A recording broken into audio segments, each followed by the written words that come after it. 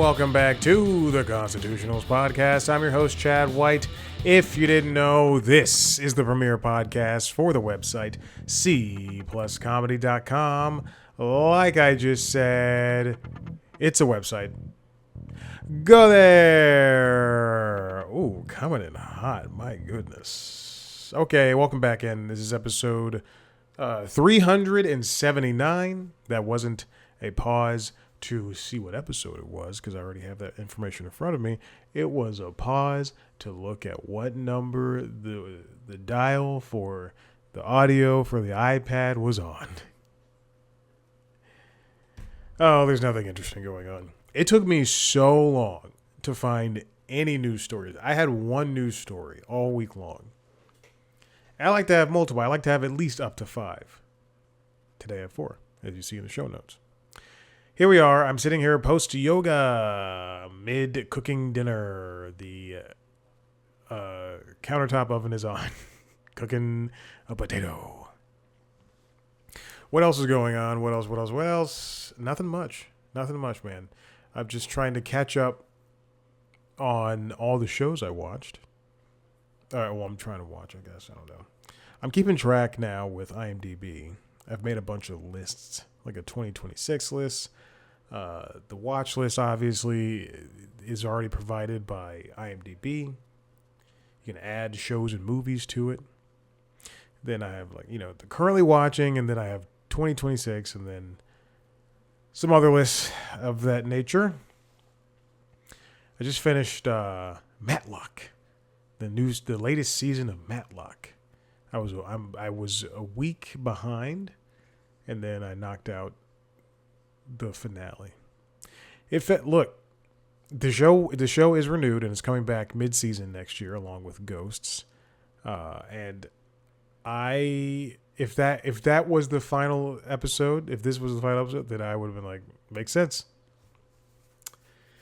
What else is going on? Oh God, nothing else is going on. I have nothing. I was looking for everything. I haven't been playing any new games. Although the new Pokemon Champions game came out. Pokemon Champions is a free-to-play game that is currently on Switch. It'll be on phones in a couple of months. I don't know when. And it is just Pokemon Stadium with a smaller selection of Pokemon, but also the Pokemon from games that you have via Pokemon Home, which is a freemium database where you can store Pokemon you've caught throughout the last 20 some odd years, however long Pokemon's been around. But in order for that to happen, you have to, let's say you have a game, a Pokemon Blue, and you have a Ninetales or a Blastoise or a Pikachu, whatever, from Pokemon Blue. You've had to have traded that Pokemon to the Game Boy Advance ones or to the DS ones. Oh my gosh, it's so frustrating. I have not done that because I have no interest in doing that. And then trade it all the way up to the Switch ones and then put it on Pokemon Home. But now I don't even think you could do that because, no. Pokemon Fire Red and Leaf Green are currently on the Switch for $20. They released those. They're not even remakes. They're just essentially what's it called? Emulated games for $20. If there were 10 people, I think it would be. If there were $8, if this were the Nintendo Wii, the Wii Shop, the eShop, is that what it's called? I was called Wii Shop. The Wii Shop, back when it was on the Wii, you could get Nintendo 64 games and SNES games and things like that for like $8 to $10. And now it's just a strange inflation for Nintendo. They don't need that. $20 for a game that's 7 megabytes? Again, 2 games that are on my phone as we speak? Legally? No, it's a shame. It's unfortunate. But people still bought them. I'm still playing through Pokemon Scarlet's DLC. And while I think Pokemon Scarlet is fine, it's not the best. It's not the best Pokemon game. It does run poorly on the Switch original. Um, I think it's fine. It's more Pokemon. It's hard. It's you know what? Because I don't do the grinding thing anymore because I'm too tired for that. I am at one part where it is tough. I'm getting my butt handed to me by a trainer who has fairy Pokemon. Fairy and ground? I don't know. Fairy and steel? I don't remember. I'm at a new school. Why am I talking about this? Okay. Let's get on with the stories. And you might notice I'm wearing a shirt I've never worn before. This is a shirt. I have two shirts like this. One, a long sleeve version. Essentially, it's basically a long sleeve version of this. And the same color, too. That's so strange. It's my yoga shirt. I am post-yoga. I did yoga here, obviously. All right, let's get on with the news. Not obviously. It's working. And then I was like, I gotta do this right now before I get any more messages. This comes from Variety, written by Brian Steinberg. CW Sports to stream via ESPN and unique content pack. The CW, after its purge of its originals that were too expensive, and after years of being on the bottom of broadcast television, the network has been in the midst of reframing itself as more than the place where you watch rom-com hour-long TV shows and reruns of the Goldbergs. Judge Judy, I think. In recent years, again, as I previously mentioned about 32 seconds ago, they canceled a bunch of shows. They are keeping the shows, much like Fox Broadcasting, that they own and are cheap. And now they're getting into sports. Approximately 800 hours of college football, basketball, professional bull riding, WWE action, NASCAR races, PBA bowling, and professional volleyball that air each year on Nexstar CW Broadcast Network will stream from a venue that might be considered unsurprising, ESPN.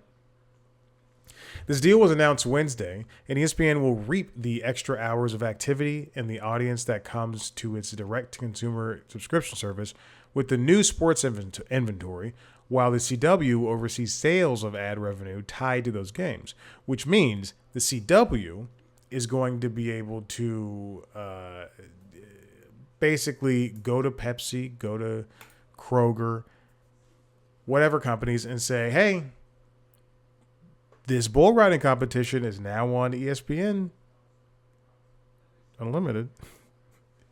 ESPN Plus, whatever it's called. I think it's ESPN Unlimited, right? And why don't you buy some ad time for it?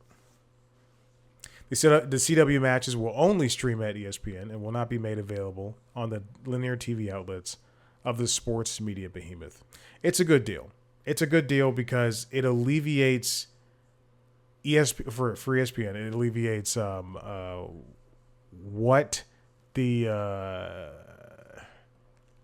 I guess what it does is it allows them to not have to go out to these bull riding competitions or these NASCAR races and say, "Hey, we want to air this, and we're willing to pay the money for it." Since the CW is already paying for it, and ESPN is licensing the media, then it's kind of a win-win because the CW gets the eyes. Because look, the person who's watching the NASCAR races or the bull riding or the volleyball or whatever, that person was going to watch if it was on their local CW network. But since everybody's streaming now across this great land of ours, then this will allow those people to see it on ESPN Unlimited because they're already paying for that. You know, if you are watching NASCAR or bull riding, I have to stop saying just those two, bowling or volleyball, professional volleyball, then why not? Also, college football and basketball. Imagine Lehigh University is the first college that came to my mind. That's pretty good. Imagine Lehigh University games being streamed on ESPN Unlimited if they weren't already. I assume that is a school that is on the CW. Instead of standing up our own DTC product, direct-to-consumer product, we have a built-in audience. This comes from ESPN's Brad Schwartz. Excuse me. Said Brad Schwartz, who's the president of the CW, at an ESPN interview. The last thing the world needs is another standalone streaming outlet, he says. People don't want to subscribe to another platform. And also note that the CW has a free streaming platform, but I don't think it's called the CW Seed, and I don't think that they stream sports on that one. You know who also streams sports? Ion. Ion streams sports. Well, it is a free stream, and you can also get Ion on your local broadcast channels. We're going to see continued bundles throughout these growing streaming times of ours. Remember, Disney and Warner Brothers Discovery currently offer Disney Plus, Hulu, and HBO Max. ESPN, Hulu, Disney Plus, you can buy that in a bundle. You can get that in a bundle. Paramount, Peacock and Apple TV teamed up to get a two-way bundle where you can get some Peacock stuff on Apple TV and you can get some Apple TV stuff on Peacock. Let's see. On Prime Video, you see a lot of MGM Plus and Stars. They said, we want to get all the black people. The joke there is that Stars has a lot of black shows and movies. And MGM Plus also has a handful of black shows. I think majority. From what's that? Oh, shoot. What's that one of Forrest Whitaker? The Godfather of Harlem. I'm not going to look it up because I know it's right. And I still can't do math, but I know that. Coming this year as well, the CW Network and Roku unveiled a partnership that's launching this fall 2026, that will bring CW entertainment programming to the Roku channel for next day streaming. That means hot shows like Scrabble and Trivial Pursuit will be available for free streaming on the Roku channel, as well as WWE NXT. They'll be made available on a CW branded hub, which will also feature more than 800 hours of CW library content. You know, there was a sale on recently in the past couple of months on Arrow and The Flash, and I loved those shows. I watched those shows even when they turned into bad shows. I watched those shows. Supergirl, although I did tune out of that one for about 2 seasons. Legends of Tomorrow. Oh my gosh. All so I could watch Crisis on Infinite Earths and stuff like that. The crossovers. Oh my God. Black Lightning. Although that's another show that on the last season I gave up on. I was just so tired. I was so tired of all these shows. Okay, this next one comes from Vulture. Here's what stands in the way of the Paramount WBD merger. Written by Herschel Pandya. This is the first time I've been to Vulture. I'm not kidding. This is no over-exaggeration. In years. This is crazy to me. So we know that the Paramount Skydance and Warner Brothers Discovery vote went through with the shareholders. Shareholders said, let's do this. Remember that if the deal does not get done by September 30th, then Discovery WBD stockholders get a fee of 25 cents per share for each quarter until closing, which means that's roughly like $250 million, something like that, per quarter, but it will close by September 30th. If it doesn't close at all, Paramount Skydance will owe Warner Brothers a termination fee of $7 billion, just enough to put Warner Brothers back on its own feet. Now, I've mentioned this before. I think I've mentioned this either here or on LinkedIn Logs. There's a big petition out from artists of all sizes and unions and union members in the Hollywood industry. 4,000 signatures plus. People like Robert De Niro and Ben Stiller, Mark Ruffalo have signed this petition saying that they are against this proposed merger. The Writers Guild of America and the International Brotherhood of Teamsters have released statements raising concerns about the implications of this merger for their members. Basically, everybody is saying this consolidation will result in less jobs, even though Paramount Skydance head and son of conservative and also friend of Donald Trump, David Ellison, said that this is going to open up jobs for everybody. We're going to put at least 30 movies in theaters every single year. At least. This will be good for everyone. Now, what can stop it besides the petition? The petition, is just, hey, we don't agree with this. Federal intervention is a big thing. It's a $111 billion price tag, and the Department of Justice and the Federal Trade Commission could come in and say, hey, this is antitrust. We don't think this is right.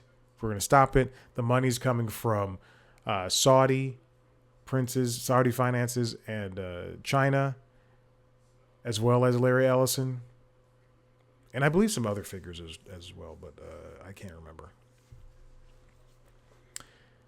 But what are the chances that will happen in Trump's administration? They've been very friendly about that stuff. There's an outside chance, it's written here, that if Democrats win the House and Senate in 2027, they could pass legislation to undo the merger. Senators Chris Murphy and Ruben Gallego have spoken publicly about wanting to pursue this, and there's precedent for this action, citing the Democrats' recent introduction of a bill to break up the meatpacking industry to create lower prices for consumers. Another deal is what's happening across the pond. The European Union's European Commission also has to agree to this, as well as the UK's Competition and Markets Authority. If you'll remember, the European Union is the same body that also said, hey, USB-C needs to be the main thing that things charge with now. There needs to be one. And it went live in the UK, and that basically means around the world, USB-C is a charging port for everything. Traditionally, both the UK Competition and Markets Authority and the European Union's European Commission have taken their lead from the decisions U.S. regulators have made about U.S. mergers, but the currently strained diplomatic relationships between the U.S. and Europe could cause them to stray from this custom. Next up, the international investors. Here's where the money's coming from. At least $24 billion of the money is coming from Saudi Arabia, Qatar, United Arab Emirates. I believe Saudi Arabia, which was funding Live Golf, pulled out of funding Live Golf, and now Live Golf is up in the air. I also saw an ESPN notification come across my iPad that said managers of golfers who defected from PGA and went to Live to get the blood money are now crawling back to PGA and begging to get places, which is I am against it. And everywhere on the internet that I saw that I would go and search for like the discussion around Live Golf and PGA, I always saw people going for Live, like protecting Bryson DeChambeau and the rest of those racist cronies. But they wear crosses, so they're good people. And like, especially like the subreddit, the golf subreddit or PGA or I guess golf subreddit, those people just don't care. And then I was at a loss. I start reading the Athletics golf coverage, and finally I found my people in the comments section. Oh my goodness. And I'm not even a comment section person, but there's one point a couple of months ago I was reading something, and I don't remember the story, but it involved Trump, and then I scrolled down, and people were just wailing on him, and I was like, this is it. The best bet, as written here, is the state attorneys general. There are a number of grounds on which these bureaucrats could sue, from potential increased costs of streaming service subscriptions to labor cuts. This will have to be started by the California Attorney General Rob Bonta, whose constituents have the most to lose in terms of availability of future jobs, but he could get support from elsewhere too. So, if the California Attorney General Bonta sues, then his colleagues could also jump in on that action. Right now, there's the Nexstar and Tegna merger has been halted, has been stopped, has been paused. Not completely stopped, but paused because there's enough state attorneys generals who have been suing, and a judge has been like, okay, we're done. There's also the challenge to Live Nation Ticketmaster, which we all know as of in the past week or so that they lost their court case.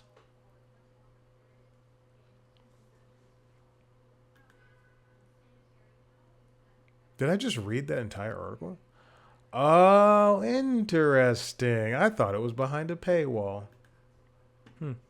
Okay, this next story comes from, because I popped it, I went through the paywall with it on a different tab, but the tab I was on let me read it.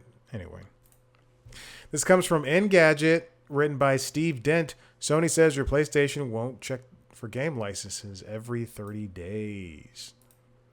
Engadget just redid their website, and now everything is left justified. So there was a rumor that was going around this week that Sony has a new digital rights management system, DRM, that might check for PlayStation licenses every 30 days. This is a common thing in this digital era. There's, on PC, I believe EA and Ubisoft have their own launchers, and they have DRM checks. There are a handful of games even that release on every single storefront, like Steam and Epic and the rest, that have DRM stuff in their game, in DRM checks, I guess. Essentially, what that means is it's anti-piracy software. They don't want you to steal the game, which I think, and it makes sense. But 99.9% of the time, these DRM systems get in the way of how people play games and how often people play games, and sometimes it's just convoluted. It like if you launch Call of Duty, which I believe has an anti-cheat system as well as DRM, then it just makes it difficult to launch. Sometimes the game doesn't even work. There's just a lot of things, a lot of hassle. Screenshots were going around that showed a quote-unquote valid period length. Newly purchased games will receive a perpetual license after a single online check after purchase, Sony said in an interview to GameFile, which is a Substack. Good for them. Here's a quote from the Sony representative. Players can continue to access and play their purchased games as usual. A one-time online check is required after purchase to confirm the game's license, after which no further check-ins are needed. Again, I don't know how you would, unless your system rather is jailbroken or duped or whatever. I don't know how a regular PlayStation or Xbox or Nintendo Switch console, again, unless they're hacked or whatever the word is, jailbroken. I don't understand how they would have a fake digital game on there. Excuse me, a stolen digital game. And this is a big deal because A, you own this game. You spent $60, $70, $80 on this game. It's yours. You've already paid for it. Then another thing is, not everybody has Google Fiber Internet or Verizon Fios or T-Mobile. Some people have Starlink. I know there are some guys that I work with at the unnamed television network that I work for. They have Starlink. And some people live in the middle of the country. Some people live in Montana. Some people live in Texas. Some people live in South Florida. And you might not have access to the best internet. You might spend half your day downloading a game on PlayStation because PlayStation is very slow when it comes to downloading games. But you might spend half your day downloading a game on your console or on your PC, and then you have to go online again to check it. It's ridiculous. Oh, there's also game preservationists. I just realized that. I just left that out. And Steve Dent mentioned it here. There are concerns that games might become unplayable if a system is offline for more than a month. Players testing the theory. Imagine, oh goodness. I know people who are deployed can sometimes bring consoles and everything. So like imagine you just don't have internet access for like, let's pretend you're deployed in the Ukraine or the Middle East for like 3 or 4 or 5 or 6 months. You don't have internet access. Players testing the theory found that setting a PS4 or PS5 to be the quote-unquote primary console for a game wasn't overriding the 30-day limit. Fortunately, Sony confirmed that no such checks would occur, though it didn't say why it put the timer in place. Some gamers theorized it may have been done to prevent exploits of Sony's 14-day window for digital game returns. Yeah. Oh, yeah. Back in 2013 when the Xbox One launched, Microsoft said it was going to do daily DRM check-ins. I remember that. And finally, this comes from the New York Times Magazine. Stop it. I've already purchased New York Times. The music section released a 30 greatest living American songwriters piece. And it features writings from everybody like John Caramanica and who else? Mary Chapin Carpenter and Erica Badu. Just like a bunch of people who work for the New York Times or are artists themselves. Like Pusha T commented on Jay-Z. He wrote something about Jay-Z. Now, here's the thing. This is a very contentious list. And it seemed like it came out of nowhere. And it features 2 long-form interviews with Jay-Z and Taylor Swift, which is really great. I'm glad we have 20, I think they're like 30-minute interviews. I'm glad we have those long interviews with Jay-Z and Taylor Swift and to hear them talk about songwriting. The problem is, okay, I have a lot of issues with this list, as do the people who commented. Again, I'm reading the comments now. As do the people who commented on this, on the article, on the piece. I'm signed into the New York Times. What are we doing? So I mentioned 2 of the artists, Taylor Swift and Jay-Z, and that works. They're fine. There's also Paul Simon and Diane Warren. Okay, cool. Remember, this is songwriters. Lionel Richie's on there. Sure. Dolly Parton. Sure. This list is all over the place. It includes names like Young Thug and Kendrick Lamar. And I understand those are very popular artists, but out of all the musicians to ever exist, if you're going to touch every genre, and I understand you can't include everybody that's ever written a song or written a good song. And if you read the comments, people are like, you. Again, they're hitting every genre, but if you read the comments, people are like, you include Young Thug, but you don't include. They'll name somebody a different genre, like the Foo Fighters. Like, it's insane. It's what an insane and dumb thing to say. And it's also very interesting to have the critics from the New York Times, like Lindsay Zoldas, and as I previously mentioned, Karen Monica, come in and like defend their choices. We couldn't include everybody. Yeah, but there's also people who aren't included, like Prince. And there's a lot of mention of Joni Mitchell. And she's not in here. It's a very, very strange list. You see Nile Rodgers, Lucinda Williams, Stevie Wonder. There's Jay. Jay got rid of the hyphen. I remember that day. I remember he got rid of the hyphen. The New York Times music team, or no, I'm going to say, I'm going to say this. The New York Times music and the New York Times movie critic team, I guess, whatever. They tend to release lists like this. Like a couple of months ago, the New York Times movie team did New York Times NYT movies of all time. I think they released 100 best movies of the 21st century in June 2025.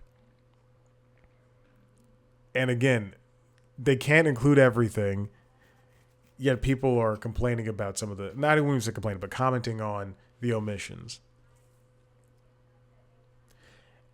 It's fascinating. I would love to have heard the conversation. Unfortunately, the New York Times Popcast, which is their music podcast show, does not do regular episodes anymore. In fact, they stopped doing regular episodes months ago, and now they only do interviews with celebrities, which sucks. And celebrity adjacent people. I'll let you decide who's celebrity adjacent. They on the same podcast now. Popcast is again what it is called. Where they used to talk about music for years. They talked about music for years, and now there's just interviews. Which I understand why they switched to celebrity interviews, because that is what makes them money. As opposed to, and gets them listeners, as opposed to talking about the release of a new Casey Musgraves album, who I am fully in love with. Anyway, they just most recently talked to Anne Hathaway, who is a musical person, who's a musical movie person. Most recently she was just in Mother Mary, which I think is a movie about a pop star. I don't know. I did not watch the trailer, but I saw the poster and I went, ooh, that looks fun. I know it's her and Michaela Cole. But I would love to have heard the discussion. They go into the comments and they say, well, this is why we chose this, but that's not really a reason to understand why, and no offense to her, Missy Elliott is on this. Or Babyface. And Babyface is a great artist. The thing is, why is he on here above other R&B artists? But it's an interesting read, I'll admit, I love Taylor Swift. I like Jay-Z a lot. I have yet to sit down and watch those interviews, and I will at some point before they come out for the greater populace. Oh, also Outkast is on here, which is great. But Mariah Carey is on here. She's a great singer. I would not say she's the best songwriter. Willie Nelson. There's your friend Kendrick. Valerie Simpson. Bob Dylan. Hey, it's me, Bob Dylan. Oh, pretty good. I won't do anymore. Lana Del Rey. I'm going to two concerts Bruce Springsteen on Saturday and Florence and the Machine on Friday. So tomorrow and the next day. And I saw, they're both at the same venue at State Farm Arena. And I was thinking, I think like the first concert I saw in State Farm Arena was Lana Del Rey, and the opener had to be Kali Uchis. But I was at the tippy toppest seat in the rafters. I hate sitting up. I hate sitting up top. I hate it so much that I do not do it anymore. With the exception of Florence and the Machine, I'll be in the first row up top, but I will not be in the bottom rows like I usually want to be. For Springsteen, oh man, I'm gonna be so close. It's ridiculous how close I am for Springsteen. But I was quick. I was quick on the draw buying those tickets.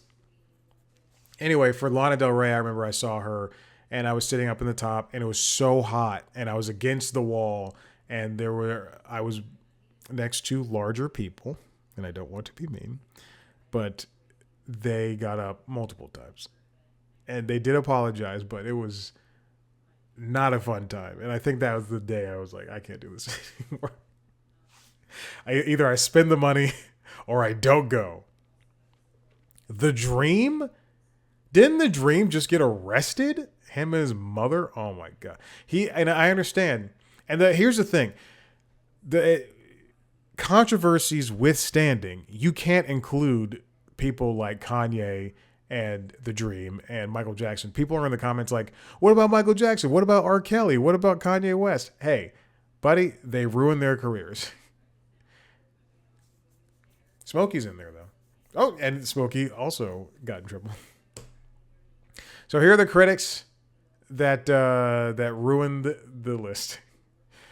Joe Coscarelli, John Caramonica, Wesley Morris, Jody Rosen, Daniel Smith, and Lindsay's old ass. There's some contributors that include Stefan Ruiz, Lara Sirakanich, and a few others. Anyway, I know it's meant to be a conversation piece, but man, this made so many people mad, including me. I don't like a lot of choices. Again, what are Young Thug and Kendrick Lamar doing on this list? And I don't know Stevie to have been a musical writer genius. I can see Paul Simon. That's fine. Who cares?